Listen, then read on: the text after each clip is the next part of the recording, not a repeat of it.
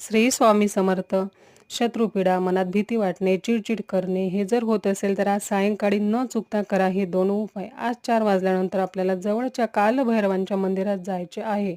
एक नारळ घ्या, त्यावर 11 वेळा श्री कालभैरवाष्टकमचा पाठ करा आणि खडीसाखरचा प्रसाद घेऊन मंदिरात जा. तिथे गेल्यावर नारळ प्रसाद तेथे ठेवा आणि नमस्कार करा. ही सेवा प्रत्येक अमावस्येला आपल्याला करायची आहे. तुम्ही करा आणि अनुभव स्वतः बघा. मुलांना दर्शनाला सोबत न्या. मुलांचा हट्टीपणा, चिडचिडपणा, तापडपणा दूर होऊन मुलं शांत आणि संयमी होतील. श्री कालभैरव शिस्तीची देवता आहेत, न्यायाची देवता आहेत. मात्र मंदिरातील प्रसाद खाऊ नका.